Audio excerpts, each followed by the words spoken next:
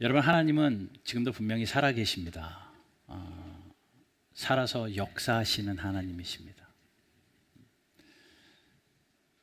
그 하나님을 믿는다면, 그 하나님이 살아계심을 우리가 확실히 믿는다면 또 하나 확실하게 믿어야 될 존재가 있는데 사탄입니다. 하나님은 살아계신데 사탄은 없다? 말이 되지 않고요. 하나님이 살아계신 것과 동일하게 사탄도 살아서 일하고 있습니다. 나름대로 열심히 일합니다. 사탄이 무슨 일을 할까요? 하나님께서는 하나님의 백성들을 다스리시고 돌보시고 하나님의 교회를 세워가시고 하나님의 나라 왕국을 완성해 가시는 하나님의 일을 감당하신다면 사탄은 거짓말장이고 방해꾼들입니다. 그래서 하나님의 일이 이루어지지 않도록 성도 한 사람 한 사람이 하나님은 은혜를 베푸셔서 우리가 예수님을 닮아가는 그리하여 예수의 열매를 맺는 삶을 살도록 하나님은 우리를 위하여 말할 수 없는 탄식으로 간구하시는 분인데 사탄은 어떻게 해서든지 우리의 입을 통하여 세상이 맺히도록 예수님의 형상이 보이지 않도록 예수의 향기가 아니라 썩은 내가 진동하도록 어떻게든 우리의 삶을 망가뜨리고 있습니다. 그 일이 우리의 삶에서 일어나고 있어요. 사탄의 공격이요. 우리를 흔들고 넘어뜨리려는 사탄의 공격이요. 그래서 사도 바울은요 이렇게 이야기하더라고요. 사탄에게 틈을 주지 마라. 사탄에게 틈을 주지 마라. 왜냐면요 이놈의 사탄은 틈만 있으면 삐집고 들어옵니다. 기회만 되면 틈만 보이면 삐집고 들어와서 그것에 또 아래를 틀고 자리를 잡고 우리를 넘어뜨려서 예수의 형상이 드러나지 않도록 하나님의 형상이 회복되지 않도록 하나님의 교회가 세워지지 않도록 예수의 열매를 맺지 못하도록 방해하고 무너뜨리고 있으니 사탄은 틈 주지 말아라. 그러면 성도들에게 권면해요. 제발 좀 깨어 있어라. 정신 차리고 깨어 있어라. 왜요? 사탄은요 우는 사자와 같이 삼킬 자를 찾고 있거든요. 베드로전서 5장 8절에 너희 대적마귀가 우는 사자와 같이 삼킬 자를 찾고 있습니다. 그렇기에 뭐라고요? 근신하고 깨어 있어라. 제발 정신 차리고 깨어 있어라. 넋 놓고 있지 말고 정신 차리고 깨어 있어라. 여러분 7월이 시작됐습니다. 여름이다 보니까 더워서 정신이 없고 또 휴가 시즌이라서 무언가 해이해질 수 있고 아이들 방학이다 보니까 이래저래 챙기다가 더 바쁘고 그러다 보니 정신없이 이 땅의 일들 감당하면서 그냥 그 더위 이겨내느라 7, 8월 훅 지나는 동안에 사탄은 기회는 이때다 하고 틈타 들어가요. 우리에게 틈을 타고 들어와 가지고 우리를 뒤흔들고 있습니다. 그때 여러분 우리는 정신을 바짝 차려서 그 사탄의 존재를 인식하셔야만 됩니다. 아하, 그렇구나. 공격하고 있구나. 사탄이요 예수님도 가서 공격했잖아요. 예수님을 시험하잖아요. 그랬던 사탄인데 우리를 가만히 둘 리 있나요? 나에게 사탄의 공격이 전혀 느껴지지 않았다. 딱 이유는 두 개입니다. 하나는 너무 무감각해서 이게 공격인지 몰라요. 너무 무감각해서 공격인지 몰라요. 두 번째, 아군이든지요. 사탄 편이면 사탄이 공격할 이유가 없죠. 전쟁을 하는데 자기 나라에다가 폭탄을 던지는 나라가 어디 있습니까? 적군에게 던지지. 사탄이 우리를 공격하지 않는 이유는 얘는 내 자식이니까. 그런 두 가지 이유 말고는 사탄이 계속 우리를 공격하고 우리는 계속 느껴야만 합니다. 욥기에 보게 되면요, 욥기 1장에 들어가면 6절에 이런 말씀이 있어요. 하루는 하나님의 아들들이 와서 여호와 앞에 섰습니다. 하나님의 사람들이요 하나님 앞에 섰어요. 그런데 거기에 뭐가 서 있어요? 사탄도 섰습니다. 그 가운데 같이 있어요. 예, 하나님 앞에 하나님의 사람들이 서 있을 때 사탄도 그 옆에서 서가지고 어떻게든 기회를 봐요.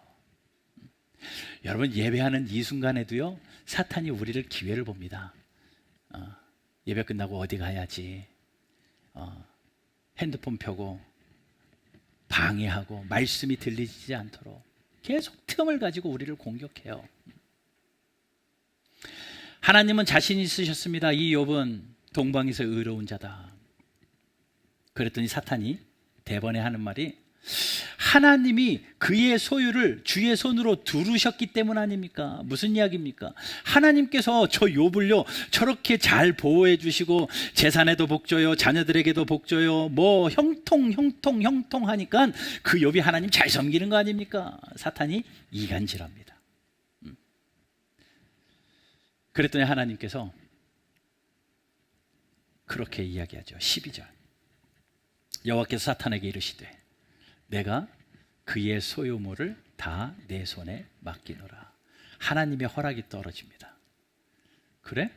그러면 욥의 소유를 내가 너에게 다 맡길게. 너 마음대로 해. 공격하고 싶은 대로 공격해. 그런데 단서가 하나 있습니다. 다만 그의 몸에는 손대지 말아라. 몸뚱아리는 손대지 말고 그의 소유에 마음껏 해라. 사탄이 오케이 하고 하나님을 물러갑니다. 물러가서 뭐예요? 이제 공격하는 거죠. 하나님의 허락도 떨어졌겠다. 공격합니다. 종들을 죽입니다. 주변의 나라 사람들이 와가지고 양들을 죽입니다. 낙타가 죽어나갑니다. 소들이 죽어나갑니다. 1장을 읽어보면 하루는 하면서 계속 겹겹이 설상가상으로 문제가 계속 터져요. 재산이 다 사라졌습니다. 그리고 하늘에서 불이 떨어져서 짐승들이 죽어나가고 천재지변으로. 문제는 이거예요. 그것도 슬픈 일이고 괴로운 일인데 어느 날 큰 바람이 불어옵니다. 그 자연재해를 보내요. 그래서 잔치하고 있던 집이 무너집니다. 그 집안에는 자기의 자녀들이 전부 다 모여 있었거든요. 하루아침에 자녀들이 다 죽습니다. 이 이야기 다 알잖아요. 사탄이 이거 건드려요. 재산 건들고요, 자연재해로 공격하고요, 자녀들 건들고요, 공격합니다. 여러분, 여기서 잘 생각하십시오. 나에게 있는 재산의 공격, 이거 사탄이 한 거야. 이건 아닙니다. 우리에게 일어나는 어려움이 전부 다 사탄의 공격이라고는 이야기하지 마십시오. 사탄이 공격하는 종류가 있습니다. 내 자녀들에게 문제가 생겼다. 야, 너 사탄에게 공격받았어. 아니요, 전부 다 그렇게 볼 수는 없습니다. 어떤 종류는 사탄의 공격입니다. 어떤 종류는 우리의 실수죠. 자연재해, 이것도 하나님의 뜻도 있지만 어떤 종류는 사탄의 공격입니다. 그래서 욥을 그렇게 불화살들을 쏘며 그를 공격해요. 모든 소유물들의 공격을 완벽하게 이루어냅니다. 그런데 욥이 뭐라고 말해요? 하나님을 향하여 원망하지 않아요. 사탄에게 틈을 안 주는 거죠. 원망하지 않고 하나님을 경외합니다. 그랬더니 다시 사탄이 2장에서요, 욥기 2장에서 다시 하나님에게 찾아가요. 찾아가서 뭐라고 그러냐면, 하나님 가만히 보니까 소유물만 건드려서 그런 거 아니에요? 몸뚱아리를 건드려야죠. 지 몸이 아프면 하나님, 저도 하나님을 배반할걸요. 또 이간질을 합니다. 그랬더니 2장 6절에 하나님께서 다시 한번 그에게 이렇게 허락하시죠. 하나님께서 사탄에게 이르시되 내가 그를 너의 손에 맡긴다. 뭐요? 몸도 네 맘대로 해봐. 그런데 단서가 하나 붙어요. 다만 생명은 해하지 말아라. 죽이지는 말라는 거죠. 아까 처음에는요, 몸뚱아리 손도 대지 말라 그래서 몸뚱아리는 손도 안 댔어요. 소유만 건드렸어요. 그래서 사탄이 소유만 건드렸다고 하니까 이제는 몸도 마음대로 하래요. 생명만 건들지 말래요. 그랬더니 사탄이 욥의 머리 정수리 끝부터 발끝까지 온통 종기가 나게 하고, 그것이 병이 심해져서 기와를 뜯어다가 몸을 박박 긁고, 너무나도 괴로운 하루하루를 지나니 너무나도 힘들게 불쌍하게 사는 그가 얼마나 괴로워 보였는지 아내가 아유 하나님 욕하고 죽어 라는 말을 합니다. 주변의 사람들도 떠나고 몸에 병까지 얻었어요. 여러분 여기서도 잘 생각하십시오. 몸에 병이 있다고 다 사탄의 공격? 아닙니다. 하지만 사탄의 공격으로 우리의 몸이 아플 수도 있어요. 전부 다 100%는 아니라는 걸 꼭 기억하십시오. 그런데 욥은요 여전히 하나님을 향하여 입을 원망하지 않습니다. 그냥 오히려 머리를 밀고 하나님 앞에 더 바짝 엎드려서 하나님을 예배하니라. 욥이 사탄에게 틈도 안 줘요. 이게 욥이었습니다. 여러분 이런 공격이요 우리의 소유를 건들고 우리의 육신을 건들고 우리를 계속 치는 공격이요 우리의 삶에 있다라는 거예요. 오늘 본문 한번 보실래요? 12절 6장 12절. 우리의 씨름은 혈과 육을 상대하는 것이 아니고 통치자들과 권세들과 이 어둠의 세상 주관자들과 하늘에 있는 악한 영들을 상대합니다. 예, 우리에게서 전쟁이 일어나고 있대요. 날마다 여러분들의 삶에 보이지 않는 전쟁이 일어나고 있습니다. 사탄이 계속 공격해요. 우리의 생각을 공격하고 마음을 공격하고 몸을 공격하고 재산을 공격하고 자녀를 공격하고 내 직장과 사업을 공격하고 계속 우리를 공격해요. 그래서 우리는요 영적인 전쟁터에서 살아가고 있습니다. 그게 느껴지지 않는 분 위험하다니까요. 무뎌진 거라는 거예요. 이렇게 욥을 향해서 공격하고 예수님을 찾아가서 공격했던 사탄인데 우리를 가만히 둘 리 없죠. 날마다 공격하죠. 더군다나 이 더운 여름 지나면서 틈이 조금이라도 더 많이 보이니까 더 신나가지고 공격할 겁니다. 그 영적인 전쟁터에서 우리가 어떻게 살아야 되느냐, 이 더운 여름 어떻게 지내야 되고 이 영적인 전쟁터 가운데 우리가 어떻게 승리할 수 있을까? 좋은 무기 하나만 있으면 되겠더라고요. 뭐 때문에 그런 생각을 했냐면요, 이란하고 이스라엘의 전쟁이 뉴스를 통해서 봤습니다. 서로 온갖 폭탄들을 쏘아가면서 공격을 하는데 한 방에 끝나가는 분위기를 만들어낸 건요, 미국의 벙커버스터라는 그 강력한 폭탄, 뉴스 봐서 알죠. B2 스피릿이라는 그 전투기에다가 그 폭탄 몇 발을 실어가지고 그곳에서 떨어뜨리니까 수백 미터 지하에, 콘크리트 지하에 있던 모든 시설물들을 한 방에 초토화시켜버리는, 그들만 가지고 있는 무기, 미국만 유일하게 소유하고 있는 그 무기, 그 한 방으로 거의 항복한 거죠. 예, 좋은 무기만 있으면 끝내겠더라고요. 전쟁터에서 남들이 절대 따라할 수 없는 강력한 무기 하나만 있으니, 그 무기만 있으니 게임이 안 돼요. 여러분, 우리의 삶이 날마다 전쟁터라니까요. 여러분들은 알지 못해도, 내가 느끼지 못해도 사탄은 신나서 우리를 계속 공격합니다. 머리끝부터 발끝까지 틈만 나면 삐집고 들어와서 우리를 공격하고 있어요. 어떤 방식으로든지 우리의 약점을 파고들어서 공격하고 있어요. 그때 우리가 그 전쟁터에서 이기려면 좋은 무기 가지고 있으면 됩니다.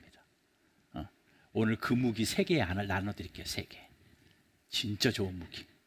벙커버스터보다 강력한 성도의 무기. 영적인 전쟁에서 반드시 승리할 수밖에 없는 강력한 무기. 오늘 본문은 친절하게도 그것을 잘 소개해주고 있습니다. 첫 번째 10절입니다. 끝으로 너희가 주 안에서와 그의 힘의 능력으로 강건하여지고. 예, 첫 번째 무기는요, 내가 강건해지는 거예요. 싸울 힘이 있는 거예요. 내가 약해지면 싸우지도 못하고 내가 강해지는 거거든요. 그런데 내가 강해지는 힘이요, 누구로부터 나오냐면요, 그의 힘의 능력으로. 하나님의 능력이 무기라는 거예요. 강한 하나님의 능력이 우리의 무기라는 겁니다. 여러분, 영적인 전쟁에서, 사탄과의 전쟁에서 여러분들의 스펙으로 싸워서 못 이깁니다. 여러분들의 머리로 못 이깁니다. 여러분들이 가진 재산으로 못 이깁니다. 여러분들이 가진 인간적인 힘으로 절대 못 이깁니다. 그 사탄을 무너뜨릴 수 있는 강력한 무기는요, 하나님의 능력이에요. 그러니 그 하나님의 능력으로 내가 강건해지는 겁니다. 사탄의 그 공격 앞에 내가 강해지는 것은 그 하나님의 능력이 내 안에 충만해 있으면 가능하다라는 겁니다. 디모데후서 2장 1절에 사도 바울은 자신의 영적인 후계자 디모데에게 제일 먼저 권하는 것이 이겁니다. 내 아들아, 그러므로 너는 그리스도 예수 안에 있는 은혜 가운데서 강해져라. 그 은혜로 너는 강한 자가 되라. 그 하나님의 능력으로 강한 자가 되라. 강한 자가 되라. 여러분, 우리의 첫 번째 능력은요, 우리 첫 번째 무기는요, 하나님의 능력입니다. 그 하나님의 능력이 우리에게 딱 장착되어 있으면, 하나님의 은혜 가운데 그 하나님의 능력이 우리에게 딱 뒷배로 있으면 무서울 것이 없는 거죠. 두려울 것이 없는 거죠. 다윗은 그것을 알았기에 시편 27편 1절부터 이렇게 이야기합니다. 여호와는 나의 빛이요 나의 구원이시니 내가 누구를 두려워하리요. 아무도 두렵지 않다라는 거죠. 그 능력이 나에게 있기 때문에 두렵지 않다. 여호와는 내 생명의 능력이시니 내가 무엇을 무서워하리요. 하나님이 나의 능력이니까, 그 하나님이 내 뒤에 딱 계시니까 하나도 두렵잖아요. 무섭지가 않습니다. 2절 보면요, 악인들이 내 살을 먹으려고 내게로 왔으나 나의 대적들, 나의 원수들인 그들은 실족하여 넘어졌도다. 예, 나를 공격하러 왔습니다. 나를 잡아먹으려고, 나를 넘어뜨리려고 공격하는 그 대적들이 왔는데 내 안에 하나님의 능력으로 충만하여져서 강하여져 있으니 그들이 오다가 다 자빠지는 거죠. 그러니 다윗이 3절에서 이렇게 이야기하죠. 군대가 나를 대적하여 진칠지라도 내 마음이 두렵지 않다. 예, 군대가 둘러싸가지고 나를 삼키려고 해도 두렵지 않다는 거죠. 악한 사탄들이요, 우리의 삶을 둘러싸고 있어도 하나님의 능력이 내 뒤에 있으면, 하나님의 능력이 내 삶에 충만하면 하나도 두렵지 않다라는 겁니다. 전쟁이 일어나 나를 치려 할지라도 나는 여전히 태어나리로다. 전쟁이 일어나도 태어난 거죠. 물론 이스라엘이 전체 군사적인 힘이 강력한 건 사실인 것 같지만, 그래도 그렇게 떵떵거리면서 자신 있게 막 큰 소리치며 공격할 수 있는 건요, 뒤에 미국이 있기 때문이에요. 강력한 나라가 뒤에서 받쳐주고 있으니 그 나라가 우리 동맹국이고 언제든지 도와줄 수 있고, 내가 부탁하면 언제든지 벙커버스터 갖다가 한 방 내려줄 수 있는 그 나라가 있으니까 더 자신 있게 막 공격하는 거 아닙니까? 여러분, 우리가 영적인 전쟁에서 그 사탄을 우리가 이길 수 없어요. 나의 힘으로도 안 되고 나의 능으로도 안 됩니다. 아무것도 안 됩니다. 그런데 그 앞에서 우리가 자신감 있게 싸울 수 있는 힘은 하나님의 능력이 내 안에 충만해져서, 내 속이 하나님의 능력으로 강하여져서 강한 그리스도인으로 서는 거예요. 그분은 포도나무고 나는 가지예요. 가지는 포도나무를 떠나서는 아무것도 할 수 없는 겁니다. 고린도서 10장 3절 4절 말씀 볼까요? 우리가 육으로 행하나 육신에 따라 싸우지 아니하노니. 예, 육을 가지고 살고 있지만 육신으로 싸우지 않는데요, 우리의 싸우는 무기는 육신에 속한 것이 아니요 어떤 견고한 진도 무너뜨리는 하나님의 능력이라. 견고한 것까지 다 무너뜨리는 하나님의 능력, 이것이 우리의 무기예요. 모든 것을 다 파괴시켜버리는, 아무도 파괴할 수 없는 견고한 진까지도 무너뜨리는 능력, 이것이 우리의 무기입니다. 여러분, 우리의 성도의 강력한 무기 첫 번째, 하나님의 능력. 그러면 하나님의 능력이 내 삶에 임하는 게 중요하죠. 아무리 큰 능력이 있으면 뭐합니까? 나랑 상관이 없으면 아무 소용이 없는 겁니다. 하나님, 내 속사람이 강하여지게 하여 주십시오. 하나님의 능력이 나의 삶에 있게 하여 주십시오. 내가 밟는 모든 발걸음이 하나님의 능력의 걸음이 되게 하여 주십시오. 내가 생각하고 행하는 모든 것이 하나님의 능력이 되게 해주십시오. 그리하여 하나님의 능력을 우리가 장착하고 성도로 강한 군사로 살아간다면 이번 한 주간도, 아니 우리의 평생이 사탄의 어떤 공격 가운데서도 승리하는 믿음의 사람들이 될 줄로 믿습니다. 하나님의 능력, 첫 번째. 두 번째는요,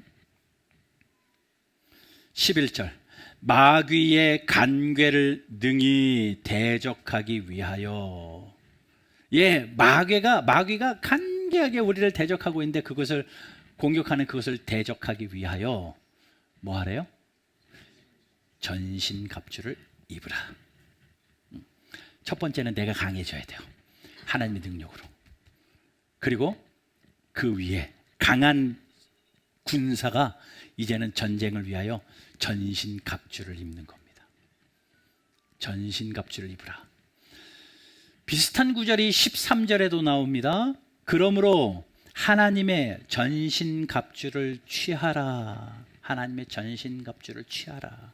이는 악한 날에 너희가 능히 대적하고 모든 일을 행한 후에 서기 위함이라.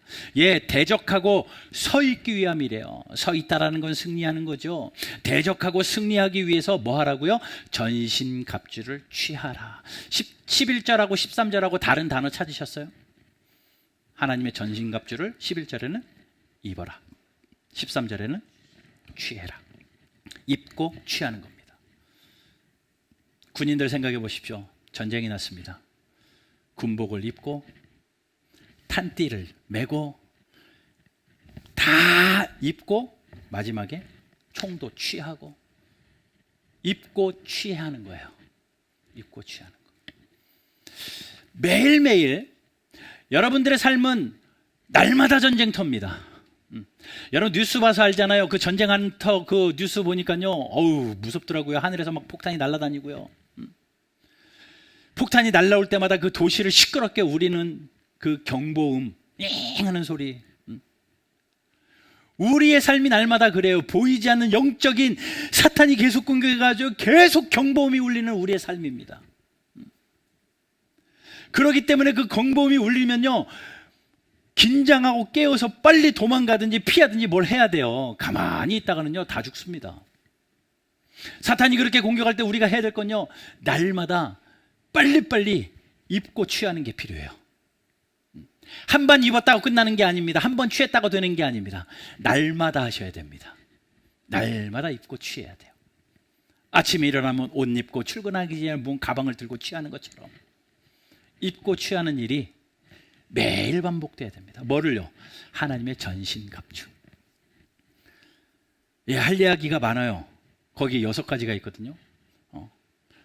1부 때 하려고 하다 보니까 중간에 너무 시간이 모자라가지고 막 너무 대충 했는데, 나중에 기회가 되면 그 6가지를 좀 더 자세히 하고 오늘은 간략하게만 말씀드리겠습니다. 그 6가지 쭉 보면요, 제일 먼저 하나님의 전신갑주가 뭔가, 그걸 날마다 입고 취하래요. 뭐냐면 허리띠. 옷 입고 맨 마지막에 허리띠를 딱 차잖아요. 허리띠. 14절 보십시오. 그런즉 서서 진리로 너희 허리띠를 띠고. 허리띠를 띠는 것. 여러분 그런 이야기 들어보셨죠? 허리띠 졸라맨다고요. 자세를 이야기하는 겁니다. 무언가 준비 자세입니다. 야, 허리띠 졸라매, 이제 시작하자라는 이야기죠. 준비 자세입니다. 마음의 각오입니다. 그리고 옷을 입고, 헐거운 옷을 입고 허리띠를 딱 졸라맨다는 것은 이제 출발하겠다는 거예요. 준비된 자세로 출발하기 전에 허리띠를 띠는 것. 우리의 전쟁의 출발과 전쟁의 그 모든 것의 준비 자세는 이 허리띠에 달렸는데, 이게 뭐냐면 진리입니다. 진리. 진리라는 허리띠를 띠라는 거예요. 이 진리가 무엇이냐? 간략하게 말씀드립니다. 요한복음 17장 17절 같이 한번 읽어볼까요? 시작.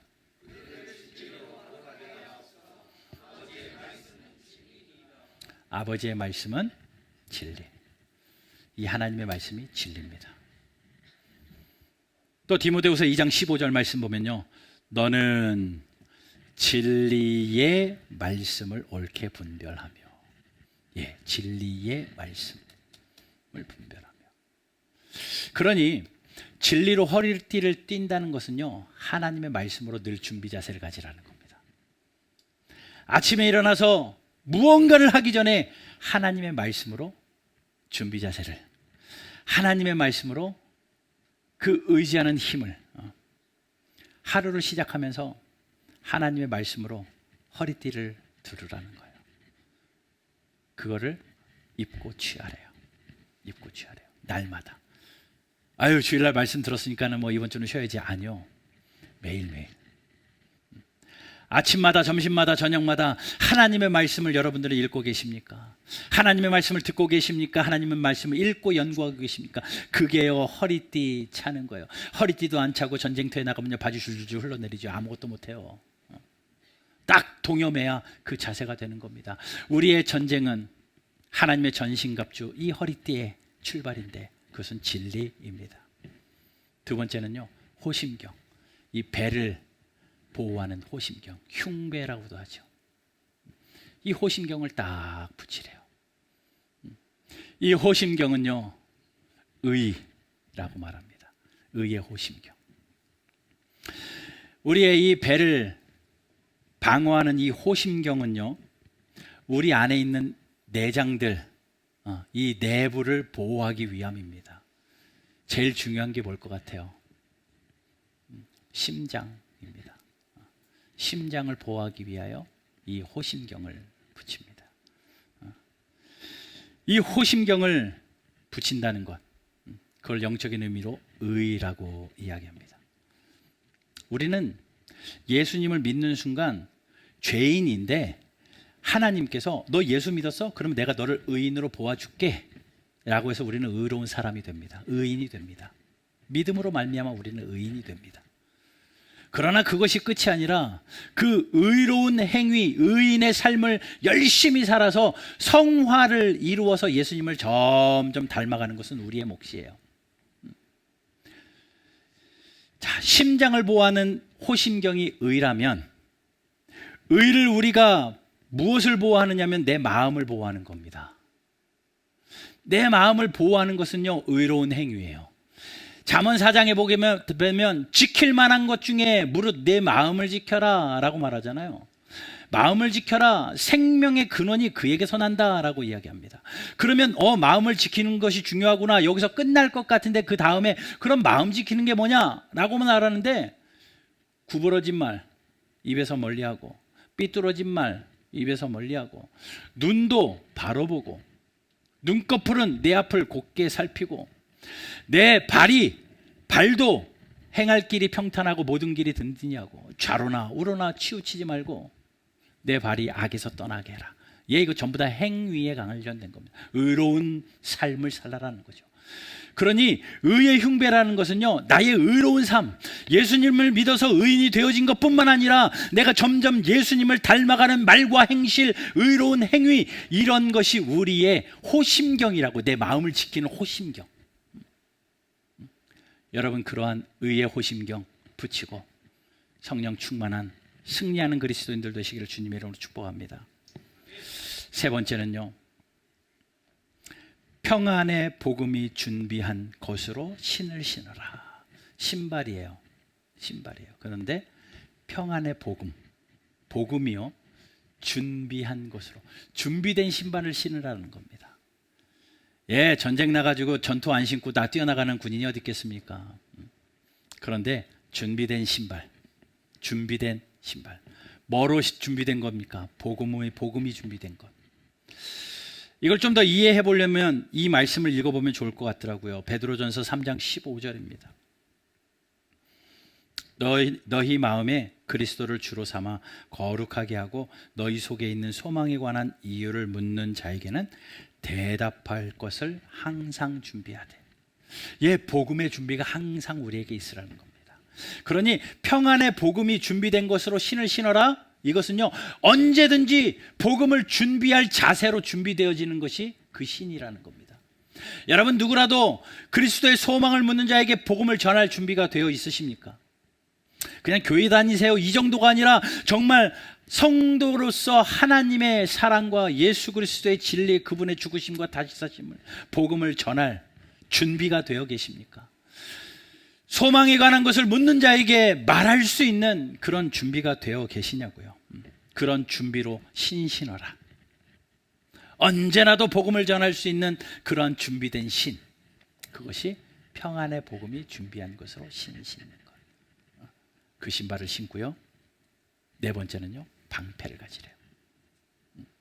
이 방패는 호심경뿐만 아니라 위아래 날아오는 불화살들을 막는 방패입니다. 능히 악한 자의 모든 불화살을 소멸할 방패입니다. 나를 보호해 줄 방패. 그 방패는 뭐냐면요, 믿음입니다. 여러분들의 믿음이요. 여러분들의 믿음이 흔들리면요, 그 불화살 앞에 꼼짝없이 넘어집니다. 그러니 사탄은요, 그 믿음을 흔들려고요, 계속 우리에게 무슨 공격을 하면요, 의심하게 만들어요. 여러분, 무언가 의심이 들어오면요, 믿음이 사라지잖아요. 신뢰가 떨어지잖아요. 의심 섞인 질문을 합니다. 하나님 살아계신 거 맞아?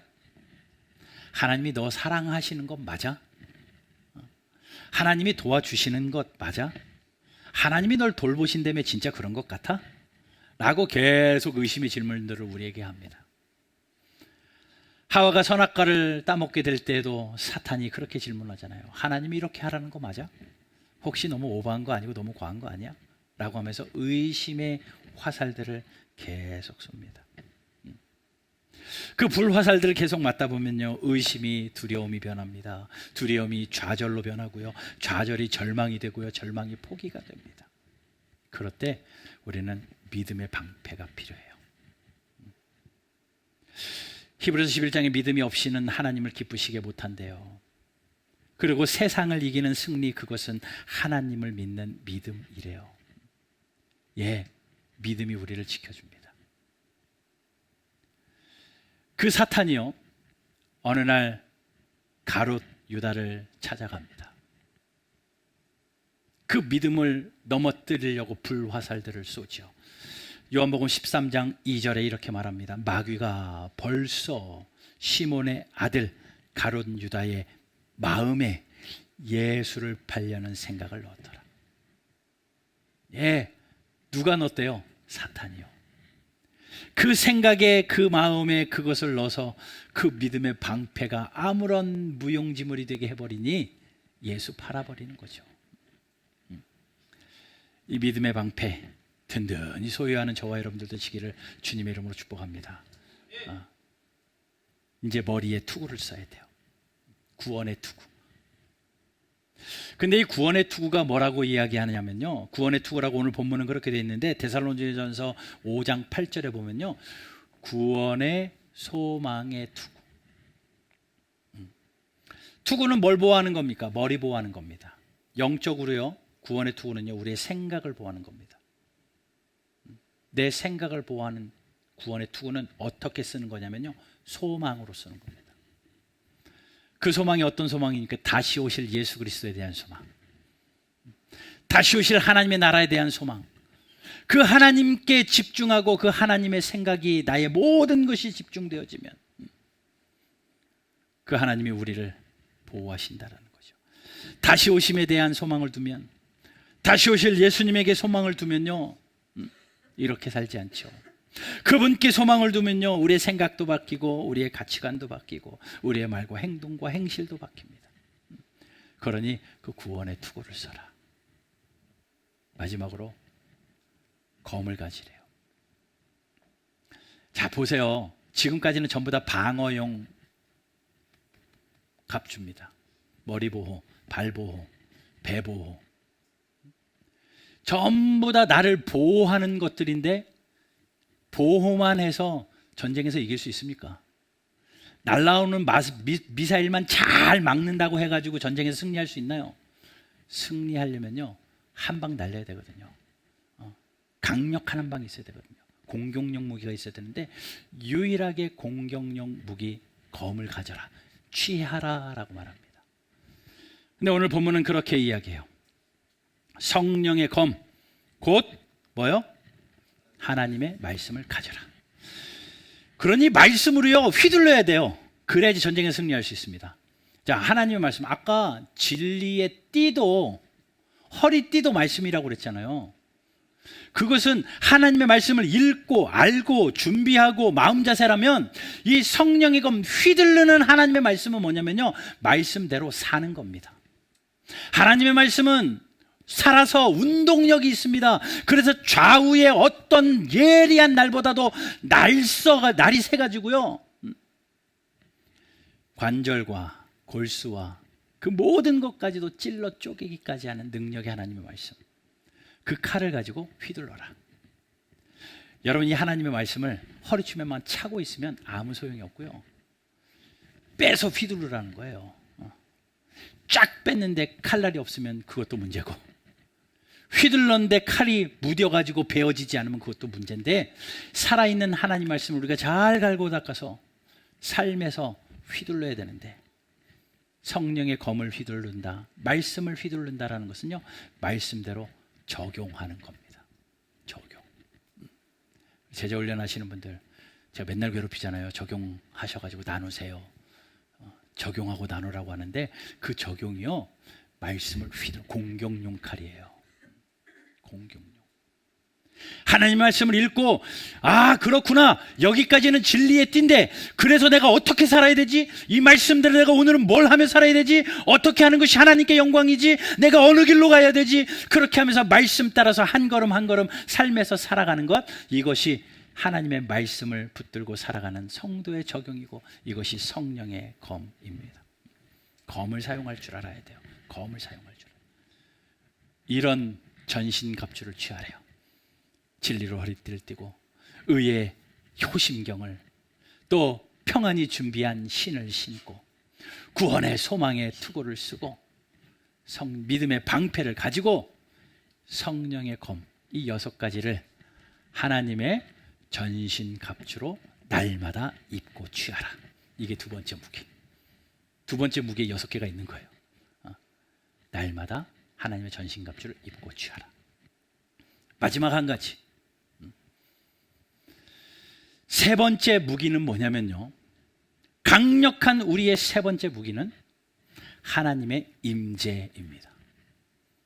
하나님의 임재. 쉽게 이야기할게요. 대장 되신 우리 그리스도를 대장으로 모셔드리는 거예요. 여러분, 전쟁에서요, 지휘관이 없으면 전쟁이 되지 않습니다.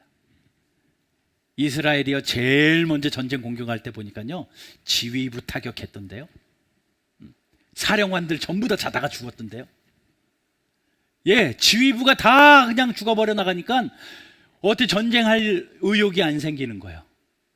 여러분, 전쟁할 때에 지휘부가 얼마나 중요한지, 모든 것을 진두지휘하는 대장의 위치가 얼마나 중요한지, 우리의 대장 되신 예수 그리스도를요, 하나님을 나의 대장의 자리로 모셔드리는 그 임재가 필요하다고요.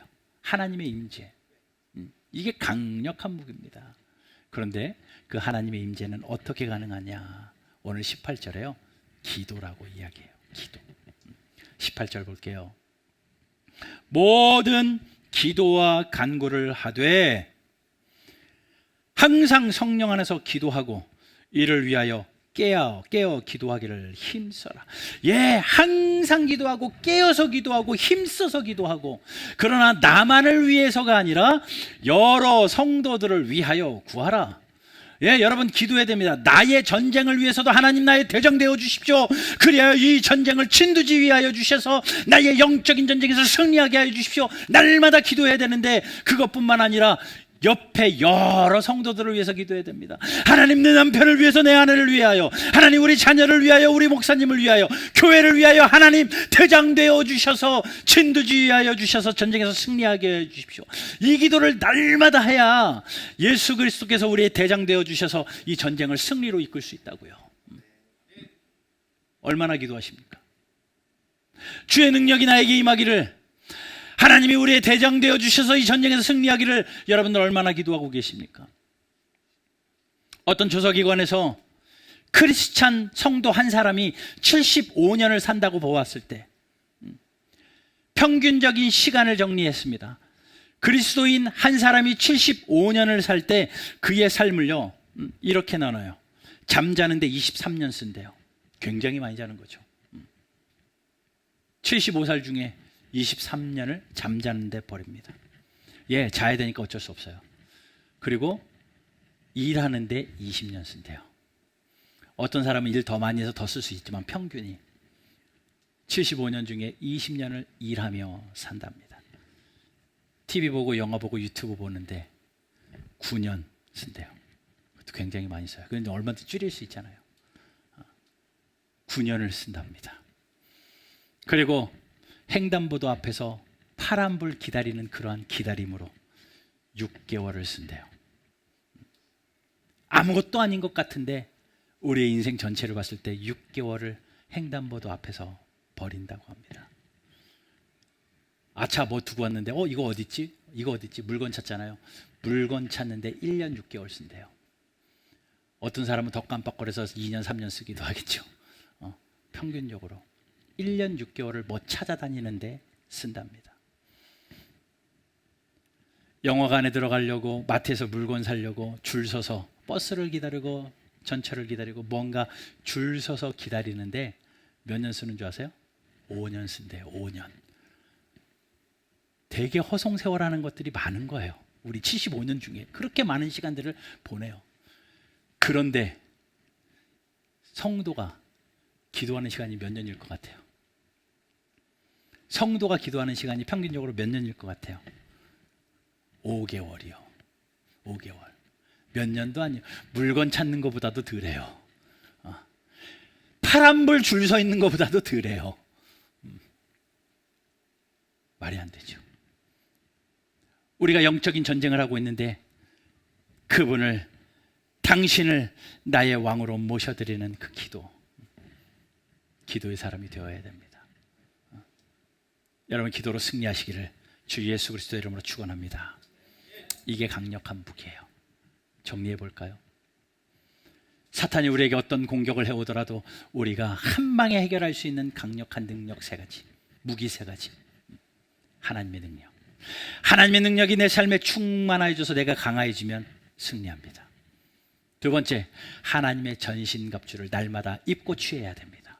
머리부터 발끝까지 진리의 띠를 두고 의의 호심경을 붙이고 평안의 복음이 준비한 신발을 신고 믿음의 방패를 들고 구원의 투구를 쓰고 성령의 검을 가지고 매일 입고 취하며 사는 삶, 승리합니다. 거기까지만 해서는 만만치 않을걸요. 그러나 완벽하게 승리하기 위해서는 그분을 나의 대장으로 모셔드려야 되는데 하나님의 임재입니다. 그것은 기도입니다. 기도로 승리하는 저와 여러분들 되시기를 주 예수 그리스도의 이름으로 간절히 축원합니다.